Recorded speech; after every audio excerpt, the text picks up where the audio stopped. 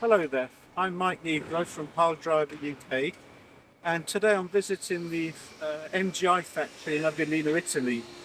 It's been producing pile drivers since 2009, and its featured machine is the Tonker 830, which is designed specifically for solar farm installation. What is it that makes this machine, say, desirable for large-scale installers? Well, just behind me, we see the hammer, and it's an Indeco spar hammer, a 950 joule, but it can have a 1200 or a 1500 joule hammer. Around this side here, one of the things I'd like to show you is the engine.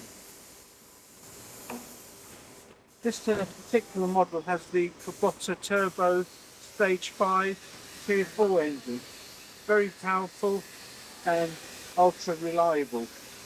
But NGI have done something special. They've actually designed their own radiator, enlarged it so that this machine can operate at temperatures at 50 degrees plus. And specific to do that, it's got a secondary cooling system and radiator on the inside. So again, a very reliable engine, able to work in different climates.